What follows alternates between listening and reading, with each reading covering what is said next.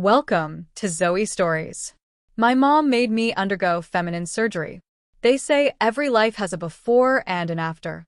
For me, the line between those two was a white corridor in a hospital and the hollow thump of my mother's footsteps as she left the recovery room. Before that corridor, I thought I had choices. After it, I discovered how few I actually did. My name is Alex. I work nights doing IT support for a small firm, servers, patches, passwords. By day, I am the invisible man who fixes other people's problems and keeps my own carefully locked away. I learned early that neat compartments make life survivable. Work was one compartment, home was another. And inside home was a secret smaller than a room where I kept things that didn't fit the tidy boxes: lipstick swatches, a wig in a shoebox, the soft click of heels hidden behind a stack of old textbooks. I started crossdressing as a release and a dare to myself. At first it was clumsy and private, an experiment taken between the hours of midnight and the hum of the refrigerator. But it became necessary too. When I slid into a dress and fixed my hair and watched myself in the mirror, something that had felt like a bruise for years softened. I felt whole in a way I'd never learned to be otherwise. It wasn't rebellion, it was survival. Mia didn't know. She thought she knew me better than anyone. We met at a bookstore 2 years ago, over a tattered crime novel and a shared joke about terrible coffee. She's practical warm blunt in a way that made me brave. She calls me Al, in private when the world is too loud, and she has a laugh that makes my chest unclench. We live together in a small apartment above a bakery that smells like sugar every morning. Our life feels ordinary and precious and painfully fragile, exactly why I never told her about the shoebox under the bed. My mother knew. She always did. She has a sixth sense for the things I hid. Growing up, she taught me how to be smaller, how to take up less space at the table, how to answer in ways that didn't invite questions. When I told her I wanted to study computer science, she smiled like she'd been waiting for confirmation that I could be useful. But she never smiled the way she does when she plays with my youngest cousin's hair. She's old-fashioned, fierce religious in that quiet way that judges without shouting. Her love is conditional the way some people's weather is predictable, bright until it rains. The morning of the surgery, I woke in a hospital gown feeling absurdly well-dressed for the beginning of the end. My mother had arranged everything. She had called the doctor she trusted and had the consultation arranged before I had time to think. She called it a solution, an attempt to fix something she said would ruin my life. She framed it as protecting me from humiliation from people who would not understand. She used the word mercy like a currency she expected me to accept. I told myself I had time. I told myself the shoebox could be shoved into another drawer the way you slide a secret under a rug. But her certainty closed the room around me. There were legal forms and signatures, and my mother's voice calm and convincing. I signed. I remember the pen felt heavy like a weight that would press out the shape of something forever. I remember thinking of Mia asking if I could come to dinner next week, how long I had left to be myself. It's strange what you notice when the world narrows. In the pre-op room, the lights were too bright, and the TV played something about morning shows. A nurse tucked a blanket under my knees and asked perfunctory questions. My hands, those calloused, careful hands that had fixed more routers than I could count, trembled as I smoothed the blanket. I imagined what I would say to Mia if she ever found the lipstick at the bottom of the shower caddy. I imagined listening to her speak with that sharp tenderness she reserves for me, and how I would tell her the whole truth or a version small enough to fit between us. There is a shame that isn't loud. It is a hush you place over the parts of yourself that you think will make people walk away. I had carried that hush like a secret language for years. When my mother called, her next sentence seemed normal. This will make things easier in the long run. She used the future as a promise, and my present folded obediently into it. When I came to, there was the metallic tang of antiseptic and the slow drip of pain that was more annoyance than agony. My head was full of cotton thoughts and fragments. Mia's laugh, the smell of bread downstairs, my mother's hands on my arm. They told me the anesthesia was wearing off. They told me to rest. My mother hovered close by, a compass fixed to my shoulder, and I could read relief like a ledger in her face. Relief and something else like triumph. I wanted to tell her not to speak about it, as if it were a charity given rather than a choice taken for me. I wanted to tell the nurse to wheel me home and crawl under the quilt in my old identity and wait until the world forgot this morning ever happened. Instead, I watched my reflection in the clear plastic of the 4-bag and felt a foreignness moving through me like cool water. The edges of my face were blurred by swelling and medication. The shoebox under my bed seemed thousands of miles away. Mia came that evening. She had a tired sweetness in her eyes. She always came bearing snacks from the bakery and a kind of pity that kills without meaning to. She looked at me and reached for my hand.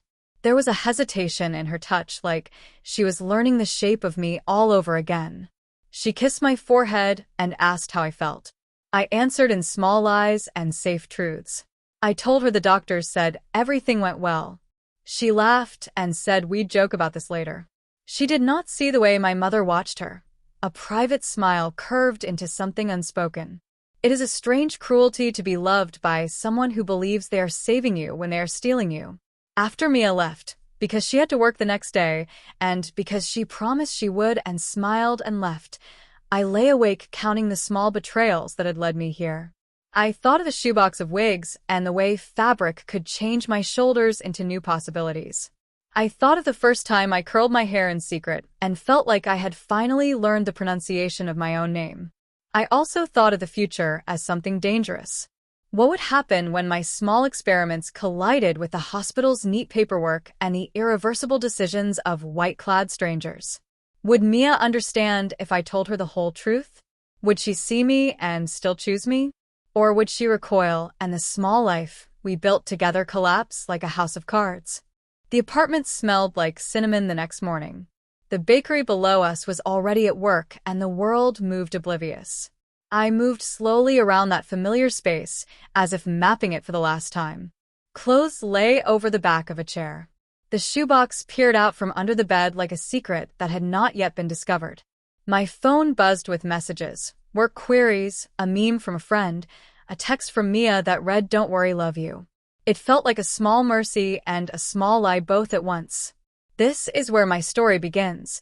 Not at the white corridor or under the harsh lights of the pre-op room, but in the quiet between those things and what comes next.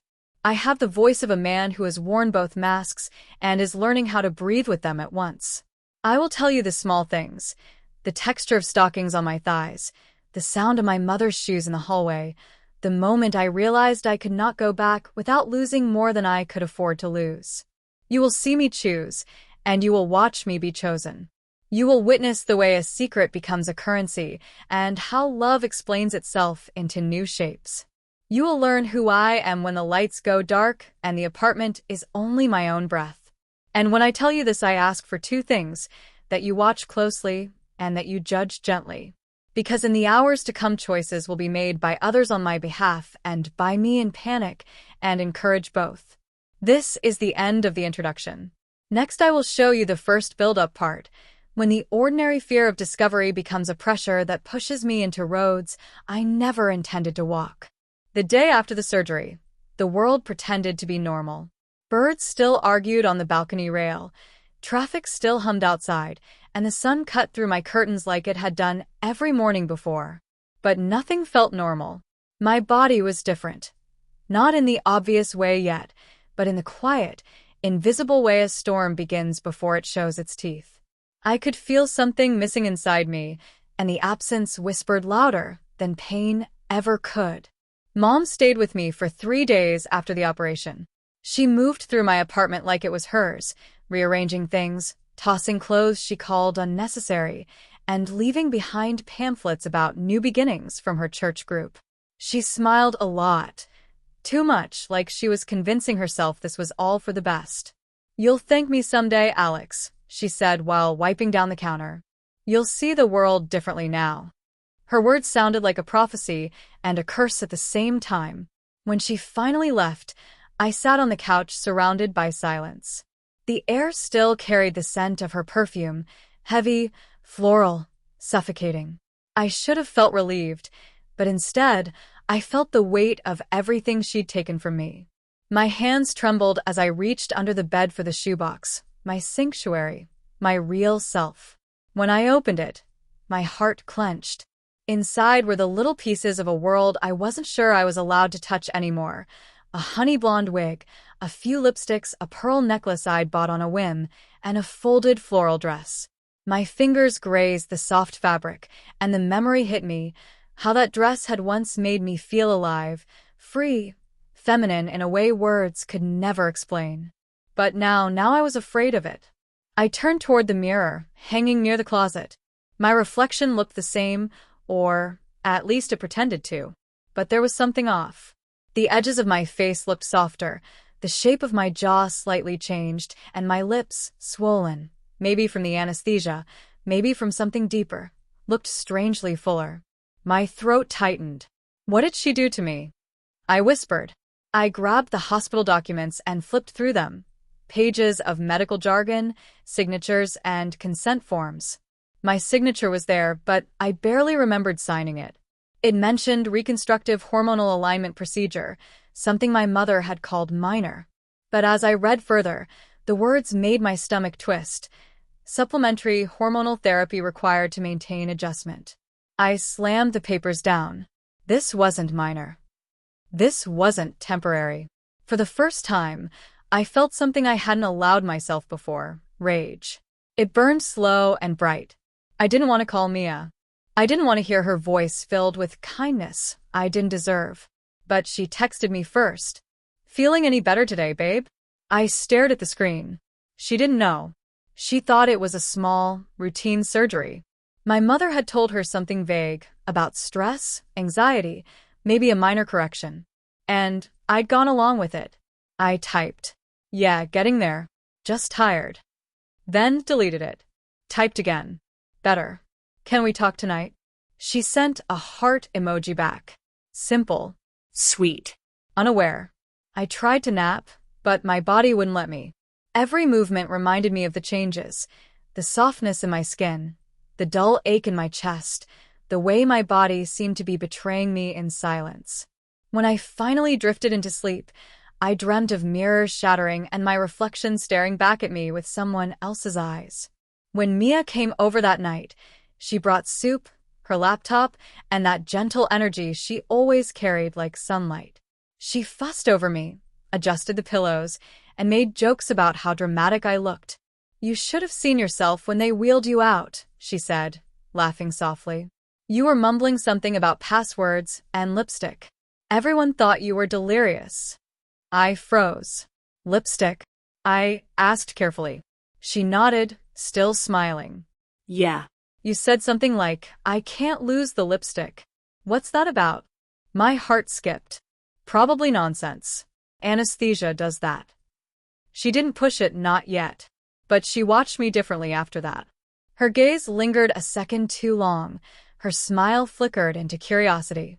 Later, while she worked on her laptop beside me, I caught her glancing toward the closet, toward the space where the shoebox used to be. My blood turned cold. It wasn't there. I had left it open under the bed earlier that day, but now the bed looked untouched. The box was gone. Mia? I asked slowly, my voice thin. She looked up. Yeah. Did you move something from under the bed? She frowned. What do you mean? The box. There was a box there. Oh, she said after a pause. Your mom took it this morning. The room went silent. My pulse crashed in my ears. She what? Yeah. She said it was old junk you didn't need anymore. I thought you told her to clean up. I stood up so fast the blanket fell off. She took it. Alex, calm down. What was even in it? I opened my mouth to answer, but no sound came. The truth stuck in my throat like a blade. I couldn't tell her. Not yet. Instead, I sat down again, heart pounding. Just old stuff. Doesn't matter. But it did matter. That box was everything. It was my identity, my memories, my escape. And now my mother had it, proof of the life I'd kept hidden. That night, I couldn't sleep. I kept replaying the image of her walking into my apartment, smiling that same knowing smile, and taking what was mine. Maybe she thought she was saving me. Maybe she wanted to erase every trace of who I used to be. but she couldn't. Something inside me, the same quiet rebellion that once reached for a lipstick in the dark, began to wake up again. If she wanted to erase me, she'd have to find all of me first. And this time, I wasn't sure I'd let her. The days after my mother took the box felt like walking through fog. Every room in the apartment looked the same, but carried a different energy, heavier, quieter, as if my secret had seeped into the walls. Mia kept checking in, sweet and patient, but I could feel the questions building behind her eyes. I started avoiding mirrors. At first it was easy, just turn away when passing the bathroom, dim the lights when shaving, but soon, reflections found me anyway. The glass of the microwave, the black screen of my phone, the windows after sunset, all of them threw back a version of me I didn't quite recognize. My face had softened further. My jawline was smoother. My body felt lighter, slimmer. I'd lost some muscle definition without even trying. It wasn't drastic, no one else would notice yet, but I did. Every morning the change was a little more real. I tried to rationalize it.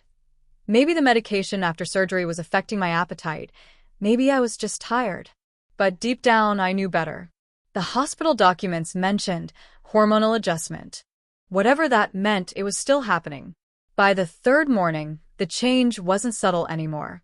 When I pulled on my usual t-shirt, it clung differently. My chest felt tight, sensitive. My skin prickled at the fabric. I stared down, frozen. It wasn't just my imagination. I sat on the edge of the bed, heart pounding, fingers trembling as I lifted the hem of my shirt. What I saw made the world tilt. There was a small, distinct swelling under my skin, faint, but unmistakable. My breath caught. I stumbled to the bathroom mirror and stared. My reflection blinked back in disbelief. It was me, but softer, gentler, different. The angles were gone, replaced by curves I didn't remember having. A wave of panic rose in my chest. My hands shook as I grabbed my phone. I needed answers. I called the hospital. The nurse on the line sounded polite, detached, rehearsed. "Yes, Mr. Alvarez, I see your file here. Post-operative hormonal balancing is standard in cases like yours."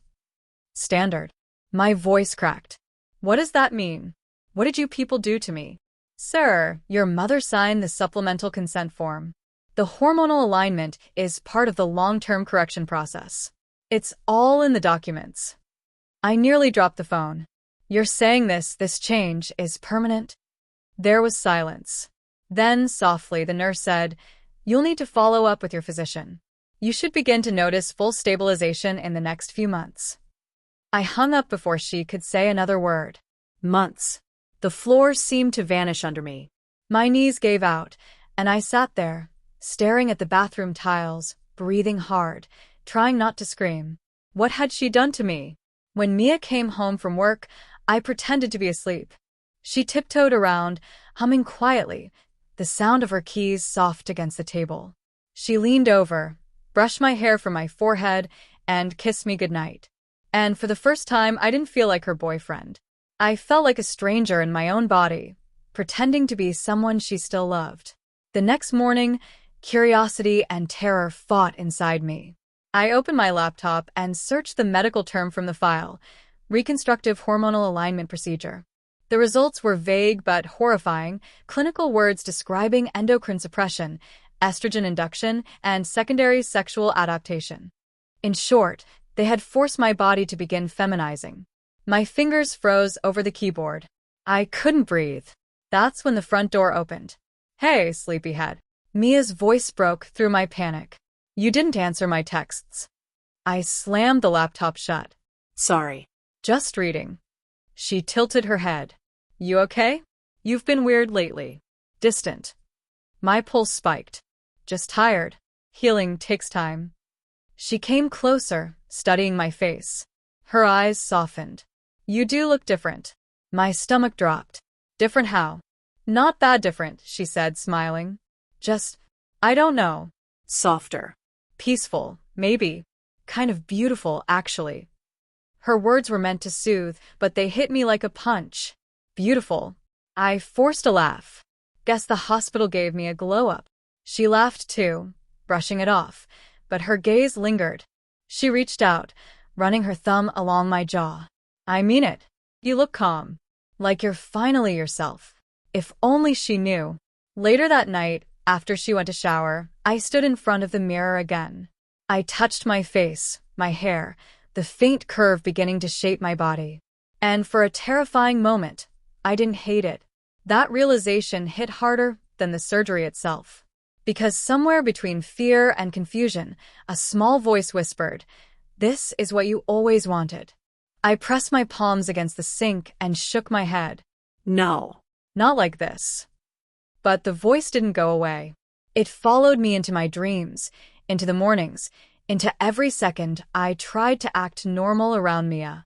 She noticed the way my voice softened, how I started wearing her oversized sweaters instead of mine.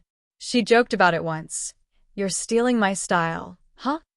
And I laughed, pretending it was nothing. But inside, it wasn't nothing. It was everything. The next week, a letter arrived from the hospital. A follow-up prescription. Hormone stabilizers. Estrogen patches. And at the bottom, my mother's neat signature. That night, I couldn't hold it in anymore. I sat in the kitchen, the envelope in front of me, hands trembling.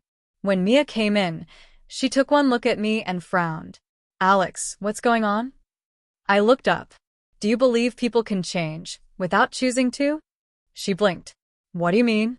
I swallowed hard. "I mean, what if something changes you, and you can't stop it? Would you still be the same person?" Her face softened. She came closer. "You're scaring me." I hesitated. The words stuck between confession and cowardice. I wanted to tell her everything, that my mother had betrayed me, that my body was no longer mine, but fear clamped down. So I lied again. "It's nothing. Just the meds." But Mia didn't believe me. I could see it in her eyes. She reached for my hand, then paused, looking at my wrist. The hospital band was still there, faded but legible. She frowned. "Why does it say endocrine procedure?"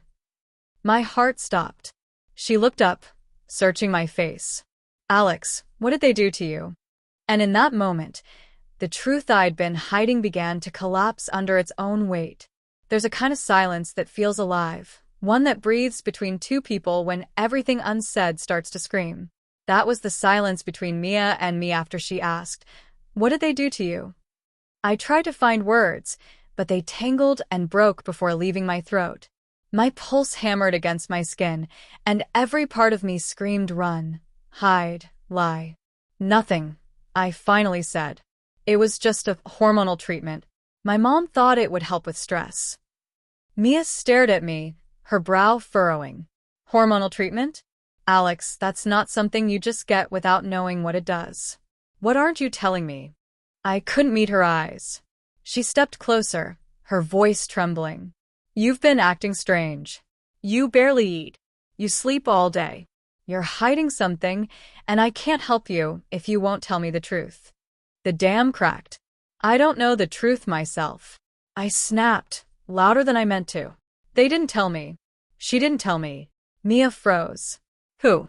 "My mother," I said, the words spilling now, fast and ugly. "She signed something, she arranged everything. The surgery, the treatment, the medication. I didn't even know what it was until I woke up." Mia's face went pale. Wait. "Are you saying she did this without your permission?" I nodded, shaking. "She said she was fixing me." "Fixing you?" Her voice cracked with disbelief. "Fixing you for what?" I hesitated. My tongue felt heavy. I looked down, ashamed, terrified. For who I am. She didn't understand at first. Her expression softened with confusion, then realization crept in slowly, like dawn through a window. "Alex," she whispered, her voice trembling, "does this have to do with the crossdressing?" The air between us froze solid. I flinched at the word, not because it was wrong, but because hearing it aloud made it real. I had never said it to her before, not in all our years together. Her eyes filled with something that wasn't anger or disgust. It was shock, hurt, sadness. "You never told me," she said quietly. "I couldn't," I whispered. "I didn't want to lose you." She sank into the chair across from me, her hands clasped tight, trying to process. So your mom found out. She always knew, I said bitterly. She just waited for the right moment to fix it. Neither of us spoke for a long time. The clock on the wall ticked loudly, slicing the silence into tiny, unbearable pieces. Finally, Mia looked up. Alex, what exactly did they do? I hesitated, then handed her the hospital papers. She read them slowly, her lips parting as the words sank in. By the time she reached the end, her hands were shaking. Oh my God, she whispered. Alex, this says you're on permanent hormonal therapy. You can't just stop this. It'll change you completely. I know, I said. Her eyes met mine, filled with tears. She turned you into someone else. No, I said quietly, almost to myself. She turned me into someone I was too afraid to be. That was the truth buried inside all the pain. Somewhere, beneath the betrayal and fear, there was a strange, dangerous part of me that didn't hate what was happening. And that terrified me most of all. Mia stood abruptly, pacing. We have to fix this. We'll go to another doctor. We'll talk to a lawyer. She can't just. I interrupted softly.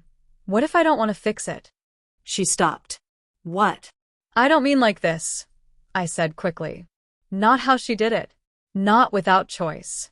But part of me feels like this is what I was always supposed to be. The room filled with the sound of her uneven breathing. Alex, she said, voice trembling. Are you saying you want this? I don't know what I want, I admitted. All I know is that when I look in the mirror, I'm scared, but I'm also not disgusted. I feel like I'm meeting myself for the first time. Her expression broke, a storm of love, confusion, and heartbreak. She came closer and took my hand. You should have trusted me, she whispered. We could have gone through this together. I was afraid, I said, my voice cracking. Afraid you'd leave. Afraid you'd look at me and not see the man you fell in love with. She squeezed my hand. You're still you. Then, after a pause, she whispered, At least I think you are. Tears blurred my vision. I didn't know if she meant it as comfort or as goodbye. For a few days, things between us became quiet. We went through motions: breakfast, small talk, TV, pretending we hadn't just watched our world crack in half. But the silence between us was different now. It wasn't avoidance. It was fear of what came next. Then one night, as I brushed my teeth, I noticed something else in the mirror, subtle but undeniable. My Adam's apple was smaller. My shoulders looked narrower. My hairline softer. The transformation wasn't slowing. It was accelerating. I leaned closer to the mirror, my heart pounding. The person staring back looked less like Alex every day. My voice, too, had begun to change, quieter, lighter. When Mia came in behind me, she saw it too. Her eyes widened. Alex. I turned to her, trembling. It's happening faster now. She didn't say anything. She just wrapped her arms around me, holding me so tight, I thought I might break. I'm here, she whispered. We'll figure it out. I promise. But as I buried my face in her shoulder, a terrifying thought surfaced. What if, by the time we figured it out, I was gone? And the person standing in my place was someone else entirely. The next morning, sunlight streamed through the blinds, cutting the room into sharp lines. I stared at the mirror, dreading the reflection I was about to meet. The transformation was undeniable now. My jaw had softened even more, my chest a subtle curve, my body moving with a new rhythm I didn't recognize. I touched my face, tracing unfamiliar angles, and realized with a shock that my reflection no longer belonged entirely to me. I felt a pang of fear and something else, something dangerous. There was excitement in this change, the thrill of becoming someone both forbidden and beautiful. It made my stomach tighten and my chest ache simultaneously. Mia walked into the room, her eyes widening as she took in my reflection over my shoulder. Alex, you look different, she said, her voice low, almost trembling. Yes, I whispered, barely recognizing the sound of my own voice. I feel different too. Her hands hovered over mine. I don't know what to do anymore. I don't know if this is your choice or hers. I don't know either, I admitted. The truth hit me hard. I wasn't sure whose decision I was living with anymore. My mother's plan had begun, but part of me had embraced it before I could stop myself. Later, when Mia left for work, I stood alone in front of the mirror again. The dress I had picked out the night before clung differently to my body. It accentuated curves I had never had and made me feel both exposed and thrillingly alive. The heels on my feet made my legs ache, but they also made me taller, more poised, more feminine. I couldn't stop staring. That's when the knock came. A neighbor. Or maybe my mother. My heart slammed against my ribs as I froze in place. Alex? You in there? Mia's voice. Or was it someone else? My breath caught. I didn't have time to change. I opened the door just a crack. It was neither. It was Mom. She smiled at me, the same calm, triumphant smile that had haunted my dreams. Hello, darling, she said, stepping inside before I could react. I came to see how my little experiment is going. Mom, I whispered, panic overtaking me. You can't just come in like this. She ignored my protest, her eyes scanning me like a scientist examining her creation. Oh, I can, she said, her tone soft, almost tender. You look lovely, Alex. So, much more you than before. I wanted to scream, to pull the heels off, tear the dress from my body, hide everything she had manipulated. But I couldn't. I felt paralyzed, a mixture of fear, humiliation, and a strange, undeniable pride. Mom circled me slowly, hands gesturing as she spoke. Mia doesn't understand, but I do. I knew this was who you were meant to be. I just had to show you and the world. I shook my head. No, this isn't me. Her smile didn't waver. It is you. And one day, you'll thank me. I stepped back, feeling my chest tighten. The truth was impossible to escape. She had taken control of my body, my secret, my identity. And Mia didn't even know what to think anymore. By the evening, I found Mia in the living room, pacing. Her eyes were red, and she looked exhausted. Alex, she began, voice strained. Your mom, she came in? And what? I avoided her gaze. She saw me. She knows.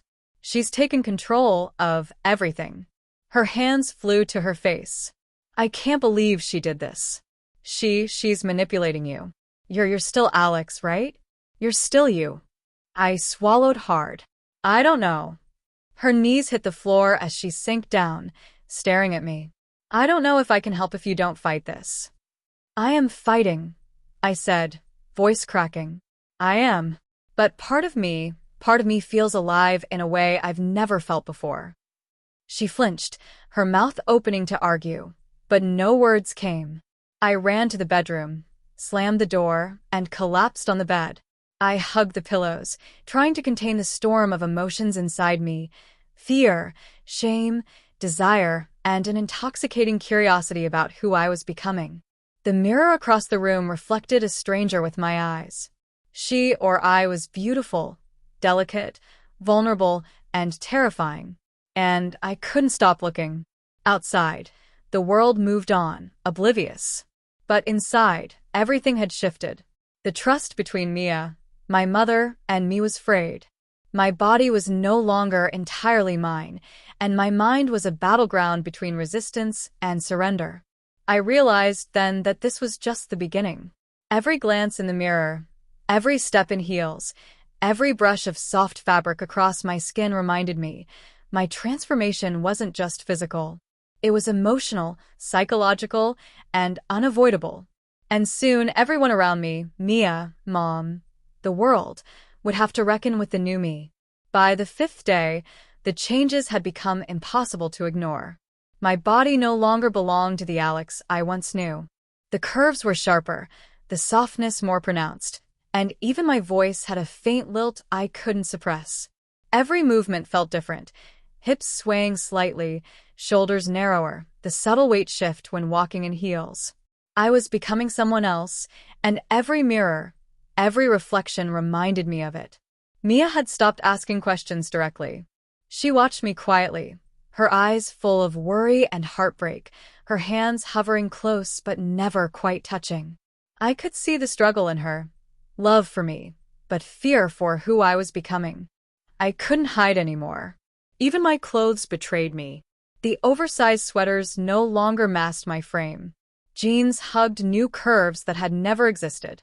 And the dresses my mother had encouraged me to wear, the ones she claimed were for comfort, had transformed me fully, not just physically, but in how I felt in them. Every fabric that touched my skin awakened a strange thrill, a sense of identity I had denied for years. The tension reached a breaking point that evening. Mia was making dinner, and I was standing in the living room, staring at the mirror across from the couch. My reflection stared back, my new self, undeniable and shocking. Alex, Mia's voice broke me from the trance. You're changing so fast. I don't know if I can keep up. I turned, panic surging. I don't know if I can stop it. Her hands shook as she reached for me. But we'll figure out together. You're still you. I laughed bitterly, the sound trembling. Am I? Look at me. I can't even recognize myself anymore. My mom, she's taken everything I had. My body, my choices, my life. Mia's eyes filled with tears. She's manipulative, yes. But you're not powerless. You still have a say. I shook my head, looking back at the mirror. It's too late. It's not just my body, it's my mind. My thoughts. I feel alive like this. And I hate it. And I love it. I don't even know who I am anymore.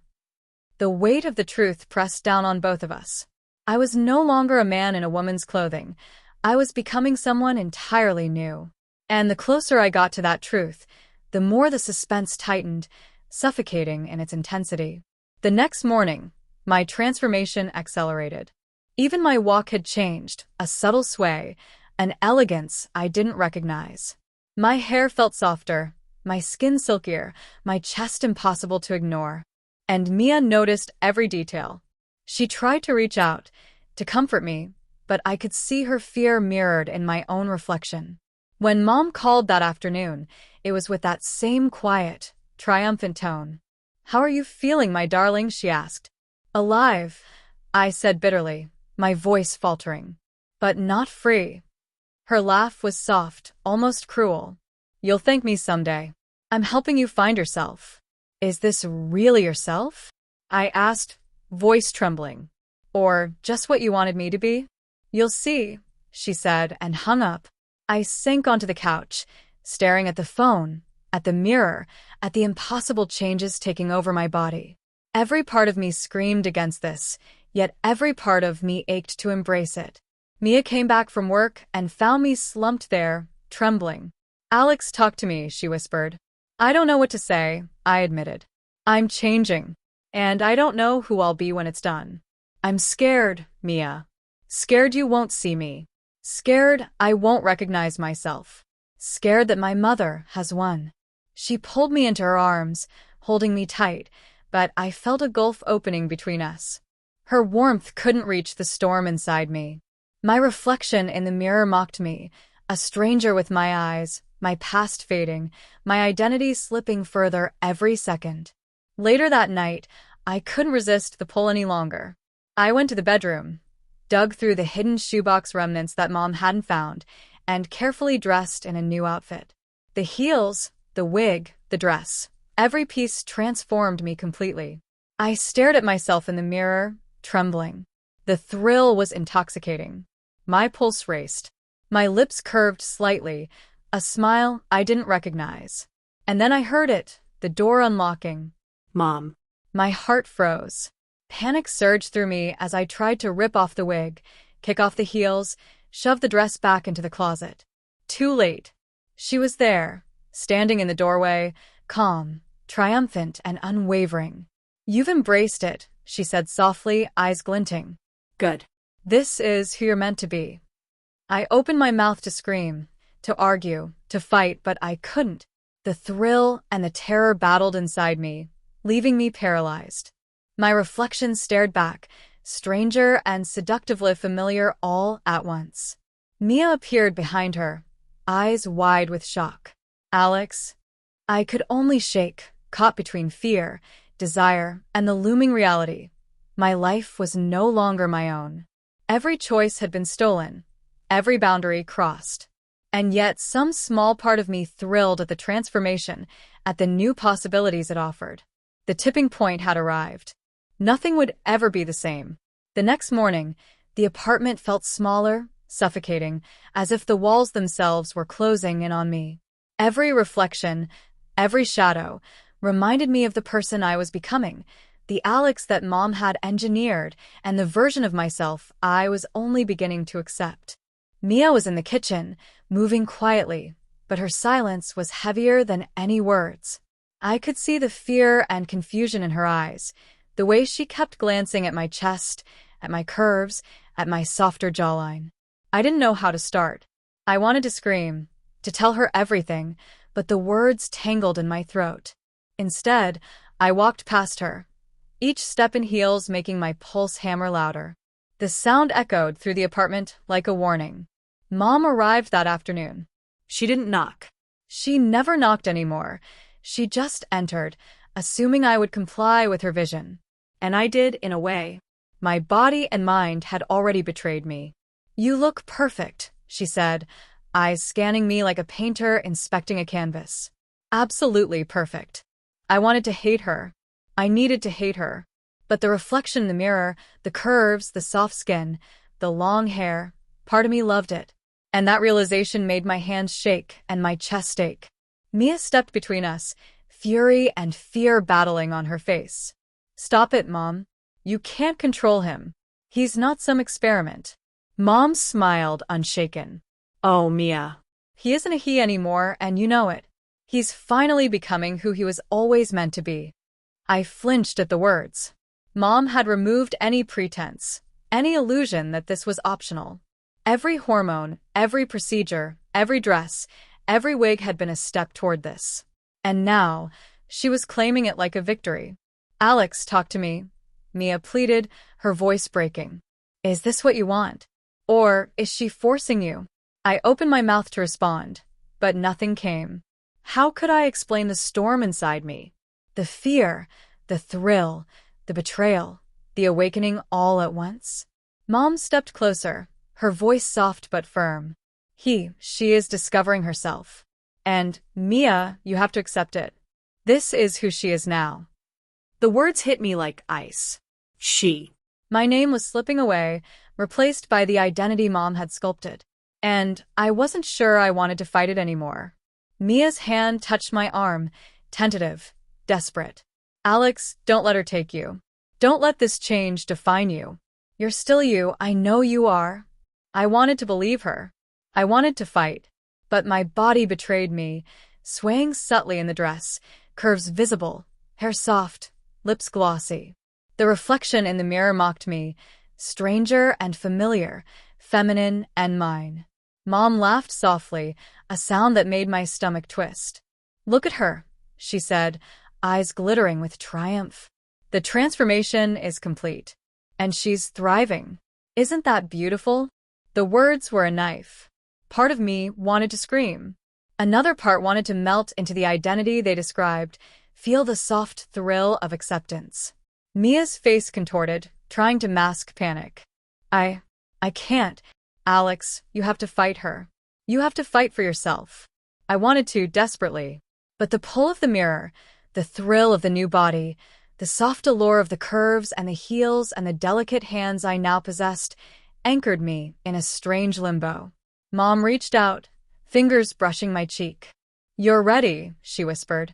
Ready for the world to see you. Ready to embrace who you truly are. I closed my eyes, trying to block the words, trying to reclaim some fragment of the Alex I knew.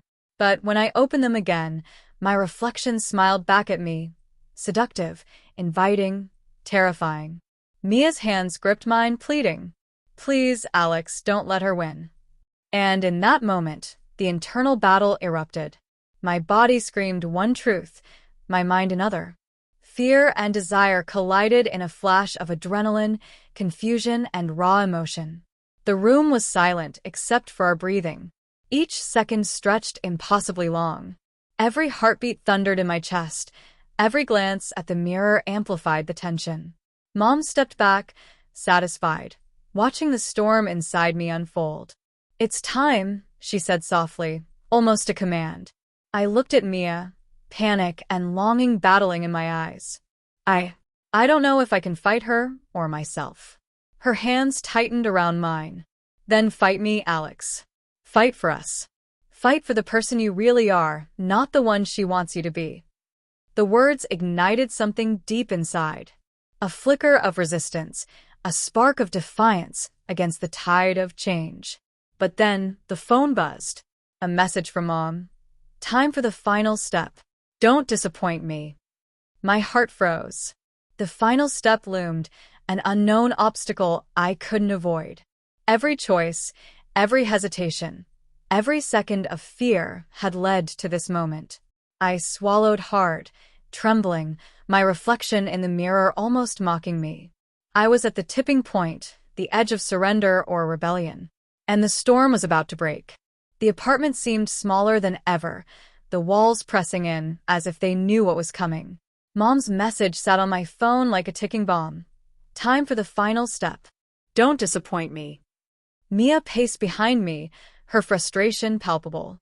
What does she mean by that? "I don't know," I whispered, voice shaking. "And I'm terrified to find out."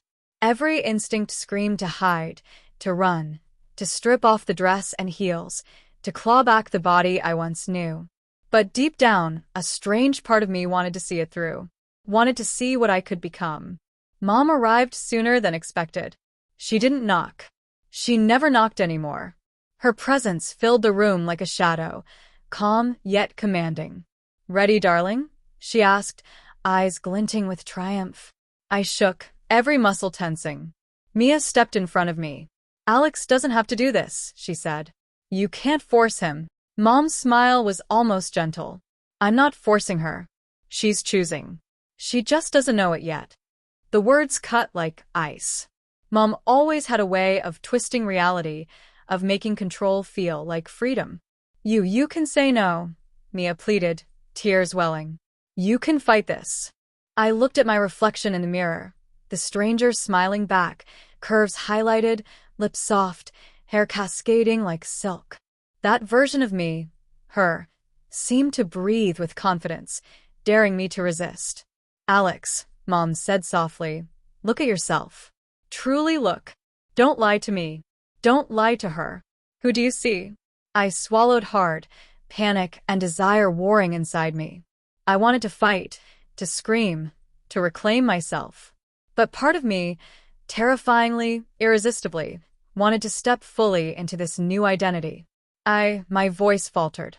"I don't know." Mom's smile widened. "Good. That's the start. Uncertainty makes the transformation real. The hesitation makes it yours." Mia's face fell. "Alex, don't listen to her. You are still you." But the mirror told a different story. Every curve, every softened line, every delicate movement I had unconsciously adopted screamed that the old me was fading. The reflection didn't belong to Alex anymore. Mom stepped closer, brushing her fingers along my cheek. "It's time to embrace her. Fully. No more hiding, no more pretending." A knock at the door startled all of us. It was faint, hesitant, but urgent. I froze. Mom froze. Mia tensed. I peeked through the crack. It was the neighbor holding a package. Mom's eyes flickered, just for a moment, and I realized she hadn't anticipated anyone else intruding. I seized the moment. I can't do this. Not now," I whispered, the adrenaline surging. Mom's hand tightened on my shoulder, but it was too late. I bolted past her, past Mia, heart hammering. I grabbed the package, threw it into the corner, and locked myself in the bedroom. Breath ragged, I stared at my reflection in the mirror. The stranger looked back, expectant and confident, but I was shaking. My mind screamed run. My body screamed stay. Then my phone buzzed again. Another message from Mom. Resistance is part of the process. Embrace it or regret it. The words made my chest tighten. Every option seemed impossible. Resistance or surrender. Both terrifying. Mia appeared at the door. Alex, let me in. Let me help you. I swallowed hard. I don't know who I am anymore. Her hands reached for mine, gentle but insistent. Then find yourself with me. Not her. Not your mom. You. The tension exploded. My reflection in the mirror was no longer just a stranger. It was the culmination of everything Mom had orchestrated, everything I had feared and desired. And now it demanded a choice. Do I surrender to the transformation, the identity I'd been pulled into, or do I fight for the person I thought I was? I could feel every heartbeat, every tremor, every breath counting down. The storm inside me had reached its peak. And the world outside, Mom's expectations, Mia's love, and the reflection in the mirror were all waiting for my decision. The room was silent except for the sound of my own shaky breathing. Mom and Mia stood on opposite sides of me, each a force pulling in a different direction. My reflection in the mirror stared back, no longer a stranger, but a full embodiment of the transformation. Every curve, every softened feature, every subtle sway in my stance screamed that the old Alex was slipping away. Mom's voice broke the silence, soft and victorious. It's time, darling. Step fully into her. No hesitation. No fear. I shook, the weight of her words crushing me. Step fully into her. But what if she was a me? What if stepping forward meant losing everything I had ever been, every memory, every identity? Mia's hand gripped mine, warm and grounding. Alex, look at me. Not the mirror. Me. You're not your mom's experiment. You're you. Whatever that looks like. Her eyes, pleading and fierce, anchored me. The adrenaline surged, a mix of fear and exhilaration. I realized then that the choice wasn't just about the body, the dress, or the hormones. It was about who I wanted to be, about reclaiming agency in a situation where every decision had been made for me. Mom's gaze softened, almost mocking. You hesitate because you still cling to the past. But the past is gone. She is who you are now. I could feel it. The thrill, the fear, the undeniable allure of the transformation tugging at me. My heartbeat thundered. My reflection in the mirror smiled, seductive, commanding, impossible to resist. And yet, Mia's hand in mine reminded me of something else. Choice. Love. Connection. Reality. I stepped back from the mirror, finally meeting her eyes. I can't let her define me, I whispered. Not entirely. I have to choose who I am. Mom's expression faltered just slightly, a flicker of uncertainty. Do you think you have a choice? Yes, I said, voice trembling but firm. I will embrace part of this, what feels right to me. But I won't let anyone else take control. Not her. Not anyone. Mia's eyes filled with relief, and she smiled faintly. That's all I needed to hear. I took a deep breath and looked at the mirror again. My reflection was still beautiful, feminine, delicate, but now I saw myself behind it. Not just the creation my mother wanted, but Alex, a new version of me, forged from fear, desire, and courage. Mom's calm triumph wavered, her hands twitching slightly. You will regret this, she warned softly. Maybe, I admitted, but at least it will be my choice. The moment hung in the air, like a held breath. I felt a surge of empowerment, a strange mixture of relief and exhilaration. My body was still changing, still softening, but now I was directing it. I chose the heels, the dress, the makeup, and the way I carried myself. For the first time, it was no longer about Mom's control, it was about mine. Mia stepped closer, brushing a strand of hair from my face. You're still you, she whispered. And I love you for it. Tears blurred my vision. Part of me wanted to collapse, to laugh, to scream, all at once. The fear, the betrayal, the thrill, and the acceptance collided inside me like a storm. Mom finally stepped back, realizing the battle had shifted. She had won some part of me. Yes, the physical changes, the transformation, but she hadn't won my mind, my agency, my identity. And that realization, subtle but powerful, marked the turning point. I looked at Mia again, and then at my reflection. I wasn't just a victim of her mother's manipulation. I was a survivor, a person who could embrace the new without losing myself entirely. The reflection smiled, but now it reflected me, not a stranger. The adrenaline receded slightly, leaving me trembling but alive. My body was still delicate, my curves more pronounced, my voice softer, but now I had a choice in how I presented it, how I lived it. And in that choice, I found freedom. Mom lingered for a moment, her gaze calculating, then finally left, muttering something about patience and future plans. But her presence no longer held the same weight. Mia wrapped her arms around me, holding me tightly. "You did it," she whispered. "You found yourself. And you're still Alex." I closed my eyes, letting her warmth anchor me. For the first time since the transformation began, I felt a strange, fragile peace. The fear and suspense weren't gone. They never would be entirely, but I had survived the storm. And more importantly, I had claimed my identity fully and deliberately on my own terms. The mirror reflected me now, a mixture of old and new, fear and thrill, past and possibility. I was no longer just Alex, no longer just a creation of my mother. I was something entirely mine. And as the evening settled into quiet, I realized the true transformation wasn't in the body, but in claiming the courage to choose. The following days were a blur of emotions, each one sharper than the last. The apartment, once a familiar sanctuary, now felt like neutral ground between three worlds: my mother's controlling influence, Mia's fearful love, and my own fragile, shifting identity. Every morning, I stared at the mirror, tracing the lines of my face, the curves of my body, the subtle grace in my movements. I was both me and someone new, a mixture of past and present. The reflection no longer terrified me. It challenged me. It reminded me that transformation was not only external, but deeply internal. Mia stayed close, her eyes wary but soft. She had seen the worst of my struggle, the dark corners where fear and thrill collided, and she hadn't walked away. Some nights, she held me as I trembled from anxiety, other nights from the sheer, strange exhilaration of who I was becoming. "I can't believe how fast you're changing," she whispered one evening, brushing my hair behind my ear. "But you're still you, right?" Somewhere inside. I nodded, trying to believe it myself.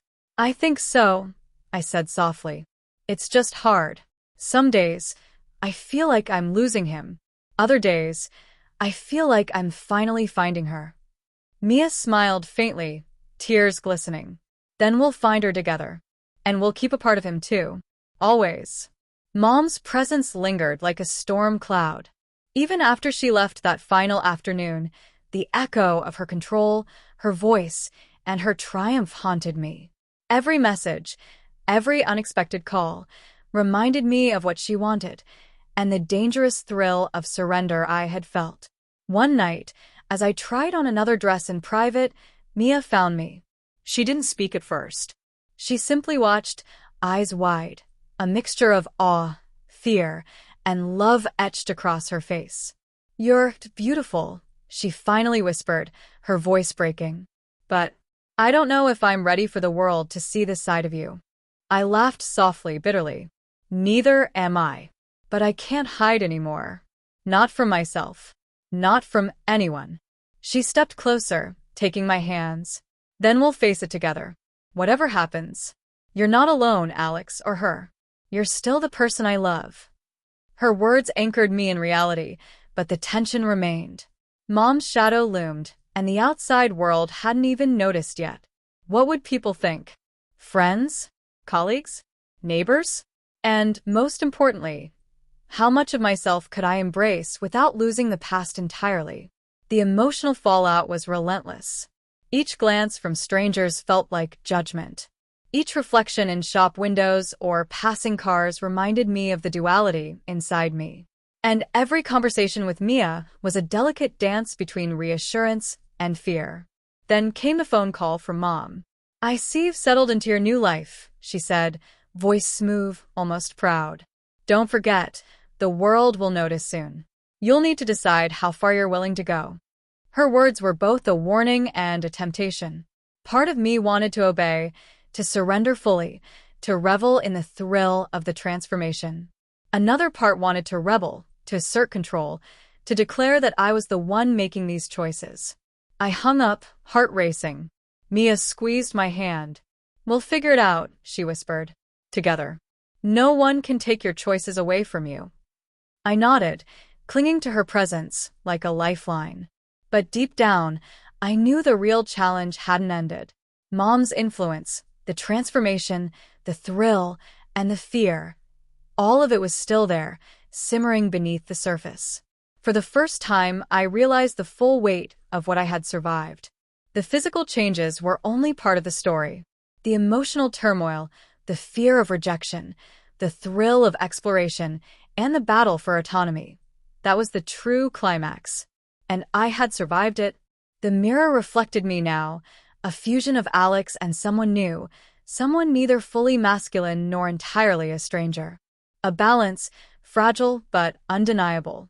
Mia kissed my forehead, soft and reassuring. "You've made it this far," she whispered, "and we'll face whatever comes next together." I nodded, closing my eyes. The emotional fallout was far from over, but for the first time, I felt a strange peace. The storm hadn't passed, it had only shifted. And now, I stood at the edge of something new, fully myself, even if the world didn't recognize me yet. The evening light filtered softly through the blinds, painting the apartment in warm, muted tones. I sat on the edge of the bed, staring at my reflection one last time for the night. The stranger in the mirror wasn't so strange anymore. The face, the curves, the delicate hands, all of it was me now, a version of Alex I had fought, feared, and finally embraced. Mia sat beside me, her presence a steady anchor in the swirling storm of my thoughts. "You've come so far," she whispered. "I can't imagine how hard this has been for you." I exhaled, my chest rising and falling with the weight of everything I'd endured. It's surreal," I admitted. "Part of me is exhilarated. Part of me is terrified. But for the first time, I feel like I have a say. Not Mom. Not anyone else. Me." She took my hand in hers, squeezing gently. "And I'll be here, every step of the way. No matter what." Mom's influence still lingered, though. Her final message echoed in my mind. Time for the final step. Don't disappoint me. What that final step meant was still uncertain, but I had survived the most intense part of the transformation, survived her manipulation, and found a fragile agency I hadn't thought possible.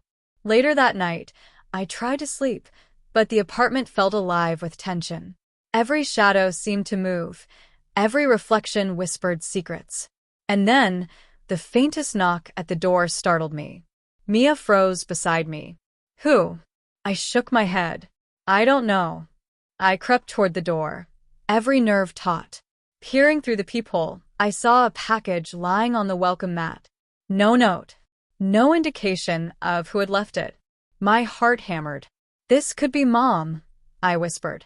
Or could it be something else? A test. A trap. A gift. A warning. I picked up the package with trembling hands and carried it inside. Mia followed silently, her eyes wide. I tore it open. Inside was a simple envelope. I unfolded the letter, my pulse racing. The real challenge begins now. Are you ready to embrace the world, or will you hide behind what you've already become? I dropped the letter, breath caught in my throat. Mom. Of course it was her. But what did it mean? What had she planned next? Mia touched my arm. "Whatever it is, we'll face it. Together." I nodded, though a chill ran down my spine. The letter was both a warning and a promise. The suspense wasn't over. My transformation was far from complete, and the world outside was waiting to see the new me. I looked at the mirror one last time for the night. My reflection smiled, confident, delicate, alive. But there was an edge to it now, a challenge, a question. The reflection asked, "Are you ready?" I swallowed hard, my heart pounding.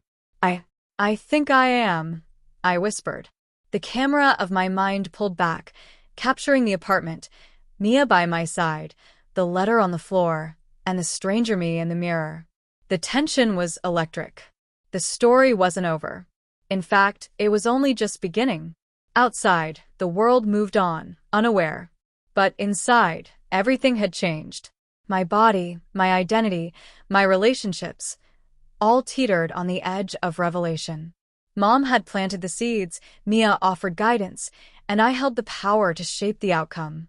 And the cliffhanger hung in the air like a storm cloud ready to break.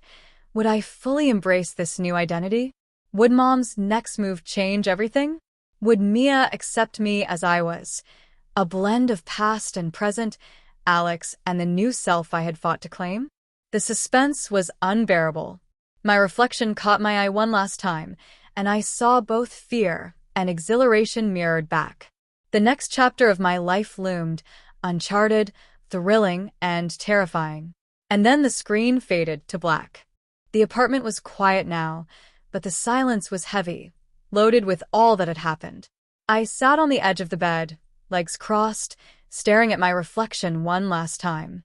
The stranger in the mirror was me, yet not me.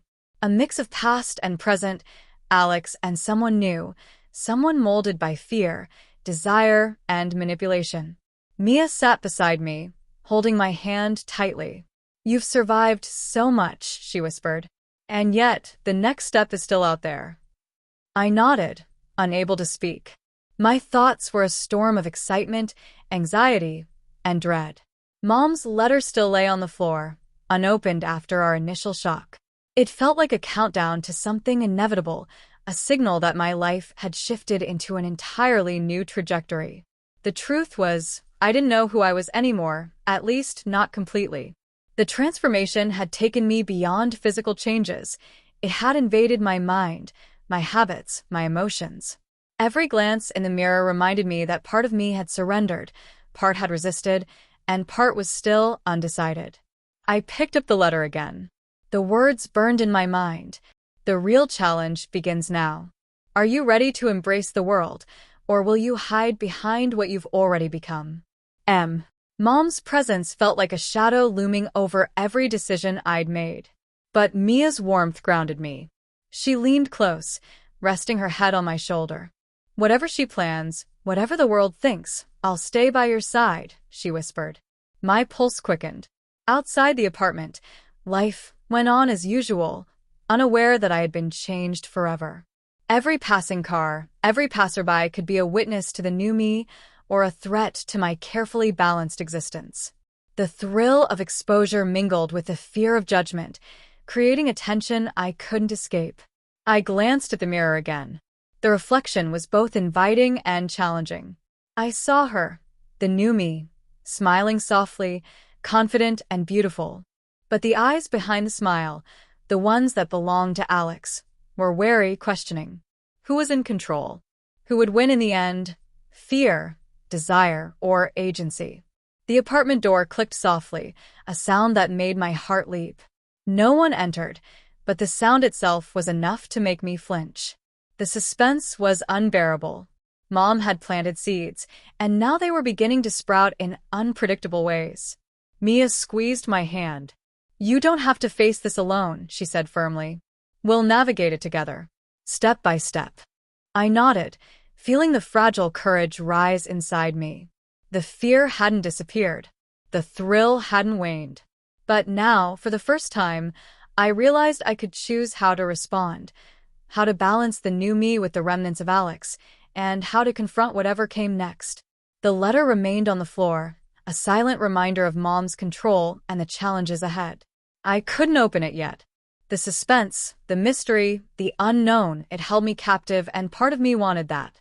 The tension had become addictive, a constant companion that reminded me I was living on the edge of transformation and revelation.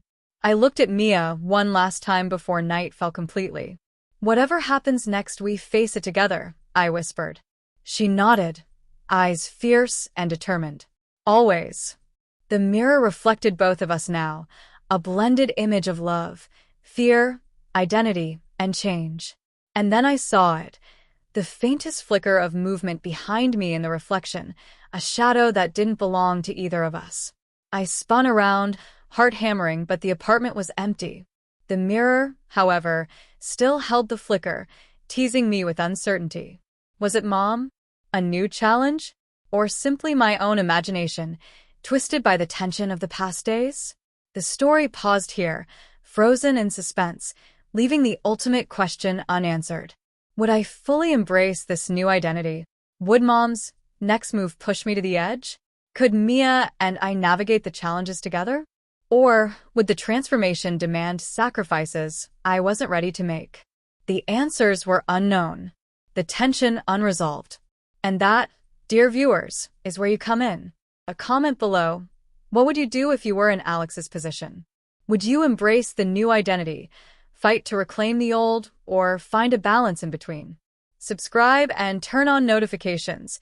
The next chapter is coming, and trust me, it will push the suspense to the limit. The screen fades to black, leaving the audience with a pulse-quickening cliffhanger, hearts racing, minds spinning, and speculation erupting in the comments. The story isn't over, it's only just begun.